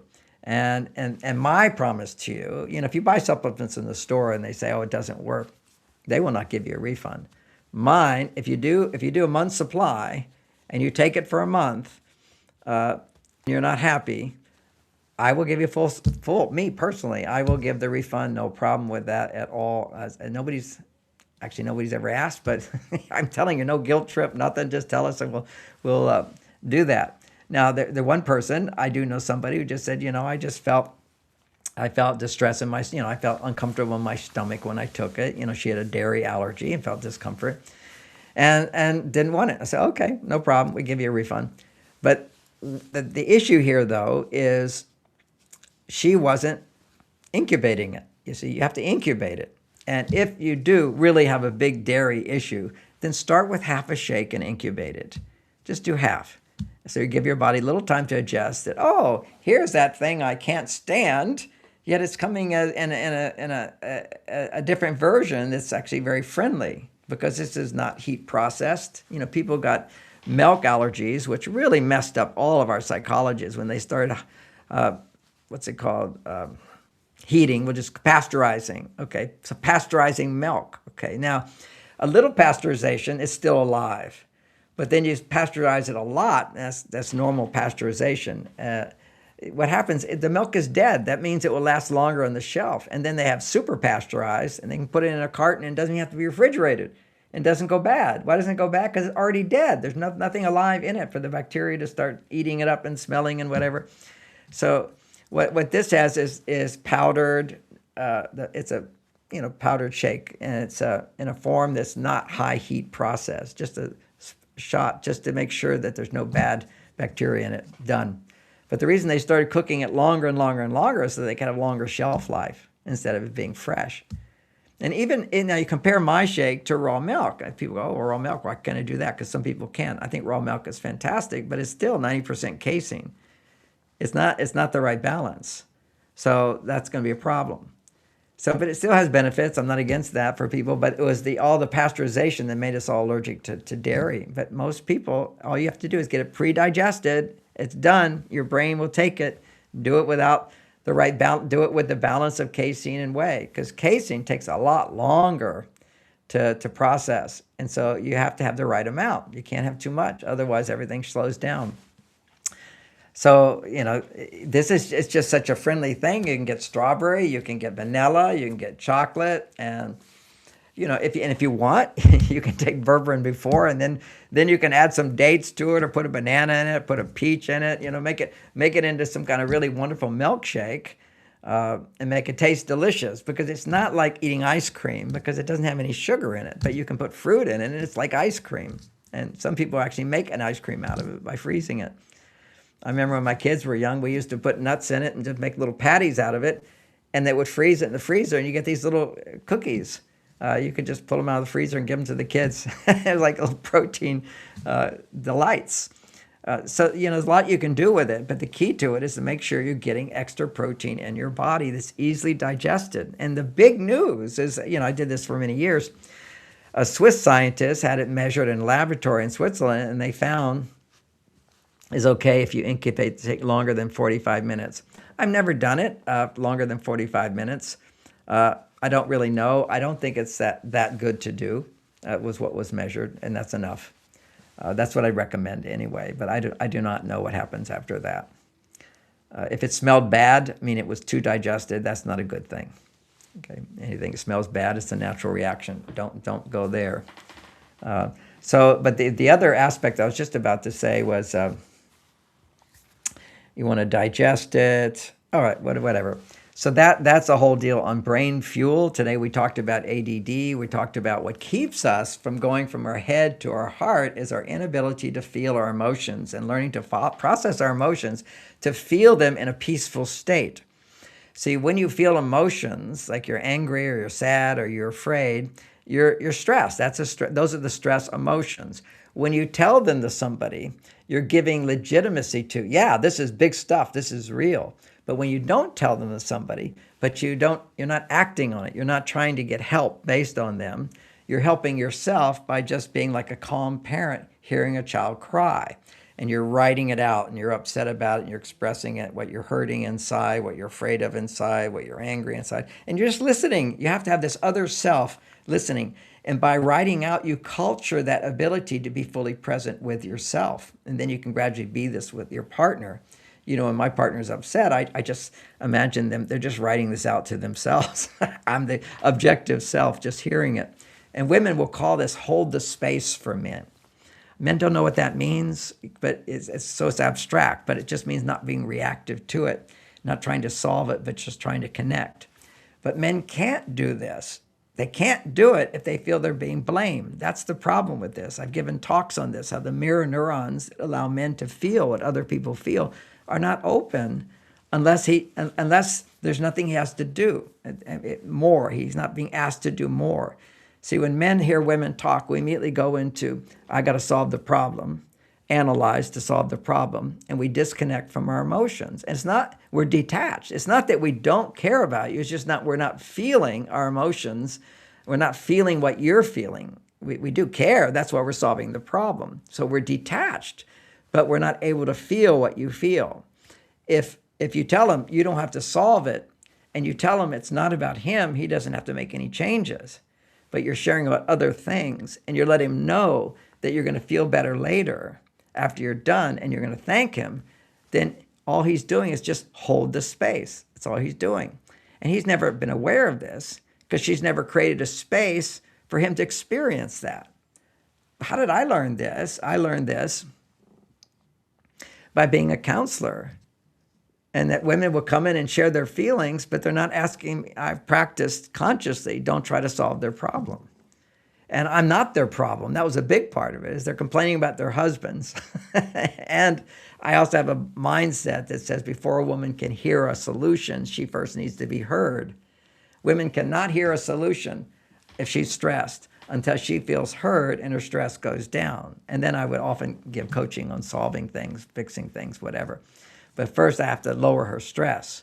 So that was my mindset. So now I'm in the role. Well, women, you can put a man in that role so easily by just telling him, I just want you to hear me. Don't need to fix it. Don't have to solve anything. No pressure. Just hear me. And that's called holding space. But if you say to a man, I just need you to hold my space, he doesn't know what that means.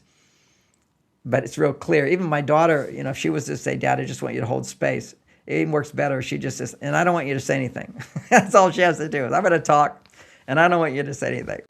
And then often after at the end of that, she might say, so what do you think? What do you think? And I said, well, I could think this or that. But mainly, I'm not planning any answer at all. I'm just simply hearing her. And my wife as well did the same thing with her, which is she doesn't always know to say, you don't have to say anything. Sometimes she even says, so what do you think? First of all, I just compliment her. What I think is, I understand you're going through this and this and this, and I love you. That's always what I think. Okay, this is so true. My husband said something which triggered me. I stopped talking, took some time for myself, wrote out the feeling letter in my journal. Fighting costs, and so it worked, is what she's saying. Thank you, Ava. Fighting costs way more energy and takes away the love than doing this simple thing. We are now being responsible for how we feel, and that's how we can then create what we want in our lives. So we first have to gain some distance. I talked about, in terms of the TM course, they talk about how meditation will naturally bring you through first cosmic consciousness, where you have a sense of another self, or first you transcend and experience the source of thought.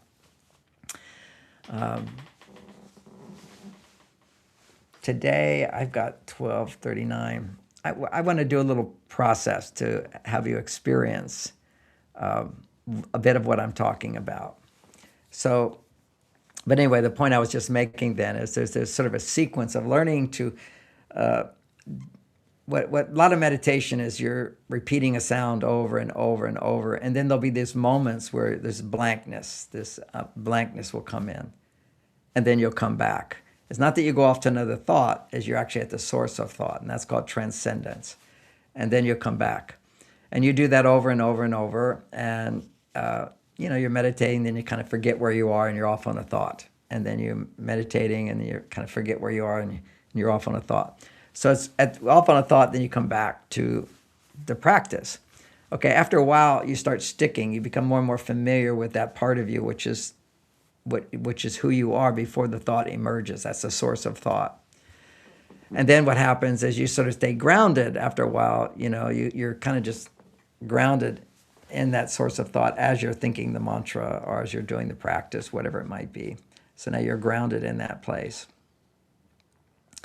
And then after a while, you're doing all three together, which is you're thinking the thought, you're aware of the source, and you're grounded, and it's coming out of you. And then you have the awareness that what's coming out of me always already was. And now you're in a flow, because this is this anchored into state. For those of you that studied yoga, that's called dharana, which is focus, dhyan, which is flow, samadhi, which is dhyan and focus at the same time. So now I'm just flowing on the same thing effortlessly. And then if what's I'm flowing effortlessly on this focal point, then I realize I'm flowing effortlessly because it's always already inside of me. And that's called Sanyama. And the Yoga Sutras, that's where the whole idea of manifestation came from, is that I always already am. Okay, so if you want money, then you get back to the place where you're feeling, well, I always already have money. It's already present. So you create an imagination, you create a scene where you already are that. Okay, so that's one way to do it. Today I was helping understand a real easy way to get to that is you can do affirmations, but then get to the final one, which is, and right now I am in the process of attracting abundance into my life. Right now I'm in the process of, and that helps your mind, which kind of says, well, no, you're not abundant. You're worried about money, okay? So, and if you are worried about money, you have to process your feelings first, what your emotions are, then you get in touch with what you're wanting. And wanting is actually, if you're conscious of wanting, it's actually the source of thought. It's the source of all the energy. I'm wanting. You're in a vacuum state, which is wanting to pull something in. I'm wanting that. And then if you get to the state of, and I already have it, that's the Sanyama state, where in that book they would talk about you would have various powers. But the most important power, the first three, which is friendliness. And a lot of times I do this when I meditate. I just go, okay, I'll go to that state of, I just think of all the people I like and feel friendly towards them. Just feeling friendly. You can generate that feeling friendly, and then feeling happy, and then think about all the things in my life and at times in my life, and I feel happy, and what's making me happy. And just to declare it. See, if you give words to something, now you're manifesting it instead of just in a blank state of being without thought. I'm happy about this. And then compassion, and I feel compassion in your heart. So those are like the three basic powers of feeling friendly, feeling happy, and feeling compassion. Another one is feeling strong, feeling confident. So anyway, so this is how you can generate feelings. Well, we're doing that when we do the feeling letter. We write the feeling out, imagine expressing your feelings to somebody, and then imagine them responding with love and support. And then asking yourself, if that happened, how would I feel? And so you've created another context of feeling, yes, if that happened, then this is how I'd feel. And then you affirm, well, right now, if I'm imagining how I feel, then that's how I'm feeling right now. And how I'm feeling right now is my soul. You're connecting back to your soul, which is abundant and happy and fulfilled and grateful and supportive and all that. So that's sort of a big picture of it all. So I was going to guide you in a meditation, and that's one form of meditation. Another form of meditation is just moving the energy in your body. So if you're with me here, we're going to do this little exercise, and it's going to first turn on the awareness of the energy, the life force in our body. Okay, so we're just going to turn on the life force. We're going to experience that flow state without having to do the whole meditation or anything. We'll just connect together. Again, by breathing together. And I'm going to set a goal to be done with this in 10 minutes. So we're going to take a 3 breaths together. So let's breathe in together. And let's breathe out together, the count of 5.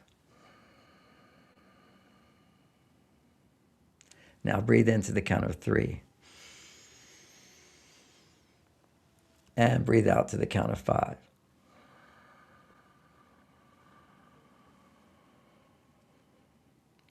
And breathe into the count of 3. And breathe out to the count of 5. And this time we're going to breathe in the count of 3 with moving our head back. Breathe in. And exhale to the count of 5. Chin in. And breathe into the count of 5, for the count of 3 as you move your head back. And breathe out to the count of 5. Chin in.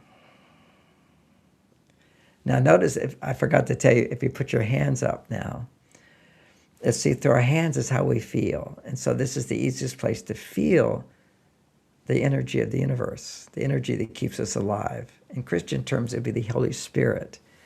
In Hindu terms, it's called the chi. It's called the Shakti energy, also pranic energy. In China, it's called chi energy. It's a healing energy.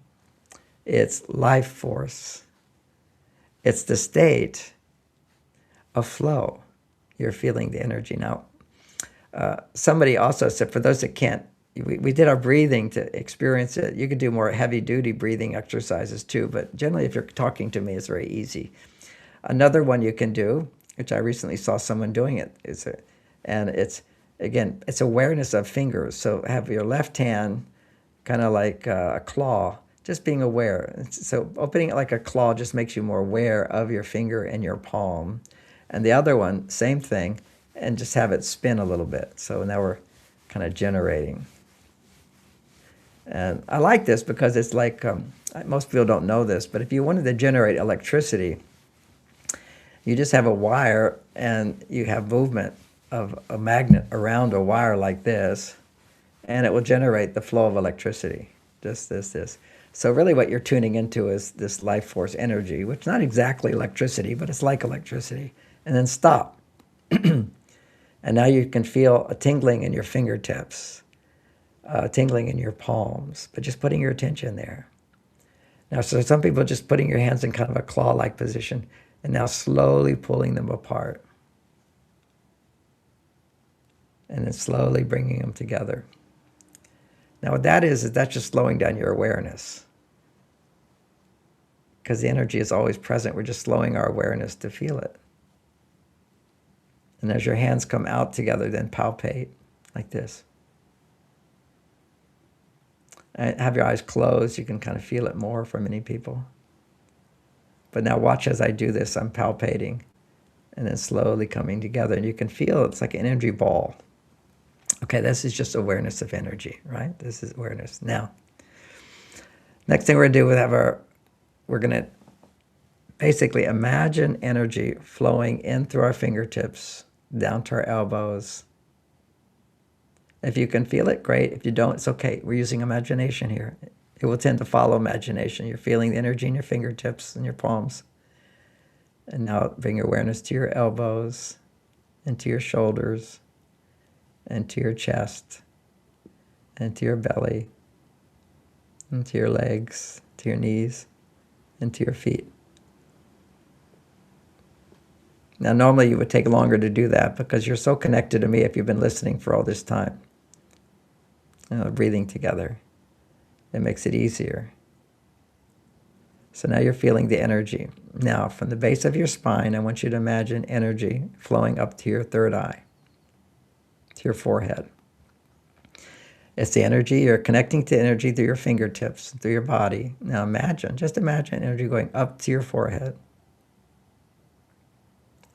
And now imagine energy coming down from the forehead to the base of your spine.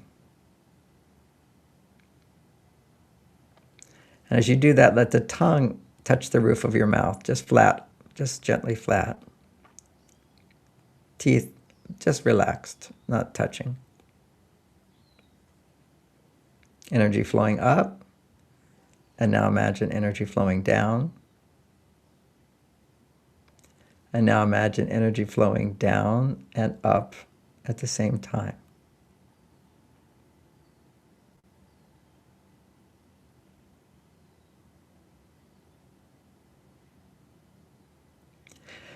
And just as energy can flow down and go up at the same time, that's flow. Imagine now energy going up your spine and down at the same time.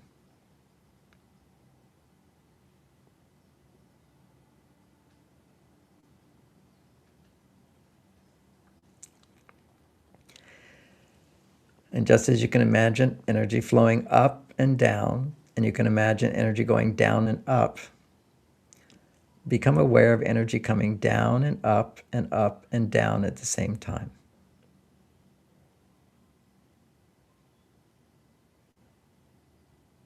Creating a circle of energy. Up and down, up and down. It's like a loop, circling around. Now imagine that loop coming up your spine, to your forehead, and down the front of your body. It's a loop going around. Now, have your eyes open for a moment. Just notice this is what's going on. We're creating a loop. Okay, now we did that in 5 minutes. We created a loop. See, you just move your hands like this. Now you're in a state of flow. Just this. Okay, now stop. Feel the flow coming up and down around, creating a circle. Now, just as my hands, if you notice my hands going like this, that's the front loop. Now we're going to do a back loop, which is like this. Energy going up, going down your back. Energy going up, going down your back. Going down your back and up. Going down your back and up. Just feel that. That's a movement. Energy going up and down your back. Energy going up and down your back and up and down your back. And now you have a circle. Okay. So we've just done a front circle and we've done a back circle. And do it with me here. Do a front circle and then do a back circle. In sequence. This is the infinity sign. Front and back. Front and going back down and back up. So you're doing the front circle and the back circle at the same time. And that's another flow state. Be aware of your fingertips, be aware of your palm, and be aware of this circle in the front and circle in the back. And from the back, go to the front. From the back, go to the front. Circle to the back, circle to the front. And just feel that flow as you imagine these circles. And now, we're just going to shift our attention a little bit and we're going to go circle to the front and bring it to the back. Circle to the front and bring it to the back. What is out there is already inside of me. Circle to the front, circle to the back. What I imagine my future to be is already inside of me to become. What I imagine my future to be is already inside me as a potential to become. Feel the circle of energy going out, coming back.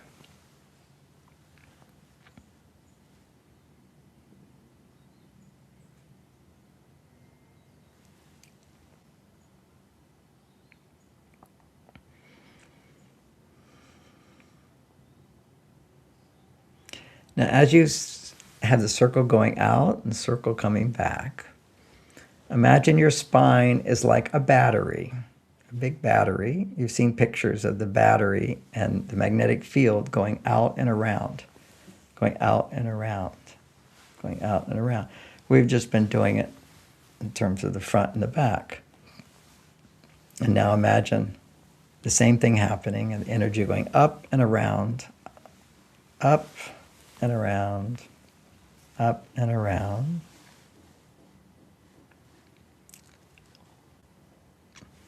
Back to front, up to the right, up to the left. Back to front, circle, from the right side to the left side. From back to front, from the right side to the left side. And hold that and feel the flow of those circles, like you're a magnet, an electromagnetic field coming out around you. And with the intention, starting from the back to the front, to the right, to the left, holding that, see if you can intend for it to circle. Circle around.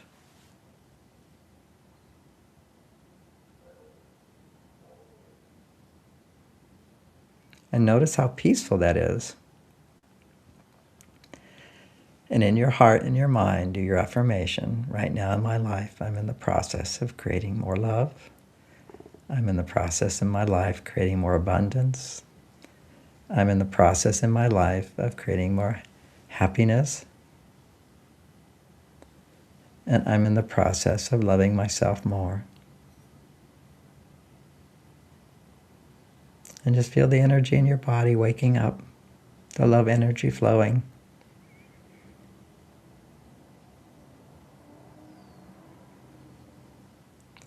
And now we'd end this exercise with a simple exercise, which is, the Hawaiians do it. It's called the Ho'oponopono. Ho'oponopono. I don't know how to say it, but it's a Hawaiian prayer. And it's really very sweet, which is in this state of flow. I want you to imagine someone that you love, someone you're in a relationship with. It could be a mother, it can be a father, it could be an ex-wife, ex-husband. It can be anybody significant in your life. And in all of our relationships, significant relationships, we try to do our best. Stay in that flow state. We try to do our best, and we often make mistakes. We disappoint others. So I'd like you to bring one of those people into your awareness as if they're right in front of you. And we'll do this little exercise. And the exercise is to say, I'm sorry, and think about something you regret in that relationship. Please forgive me.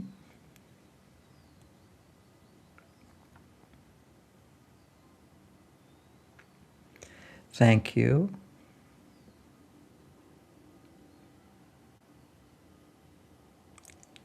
I love you.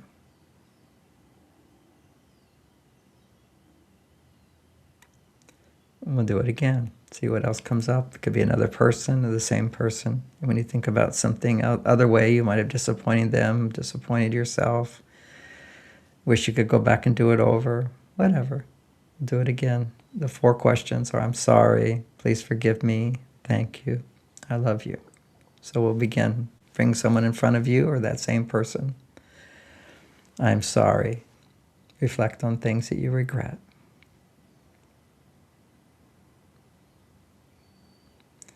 Please forgive me.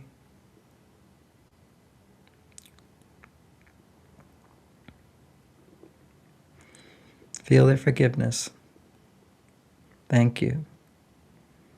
Feel your gratitude for their gift in your life.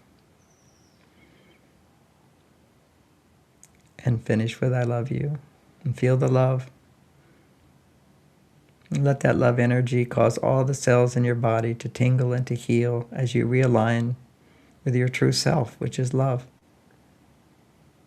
which is peace, which is joy, which is also compassion.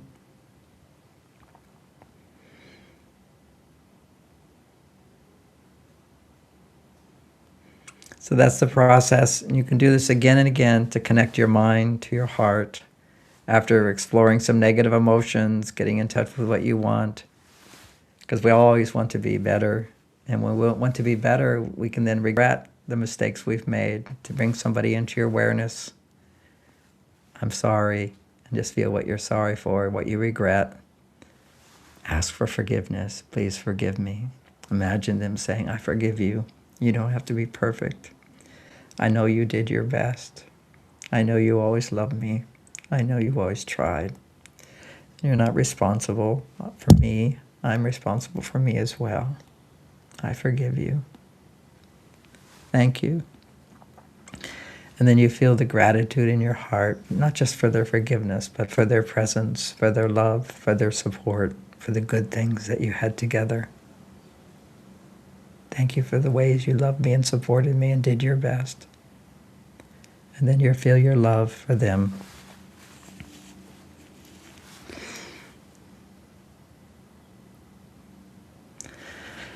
Let's finish this exercise. Take a deep breath and always kind of like bring ourselves back, those tingling fingers. If you want to come back into the more dense reality, you don't want to be feeling that energy all the time because you need to be doing other things. But gradually become grounded, and so the energy is just flowing through with your words and with your actions. And what happens then is the mind is connected to the heart. You're no longer seeking happiness outside yourself, but you're doing what you're here to do, and happiness follows you. It's just always behind you, coming at you, and you can feel it and you can appreciate it. The joy of life, the opportunity to give, and the ability to recognize what we're receiving so that we can give. So with those thoughts, have a great day and see you on Thursday. Thank you for watching Q&A with Dr. Gray. Please share this out with all of your friends and family across all social media platforms. And be sure to tune in every Tuesday at 11 a.m. PST and 2 p.m. EST.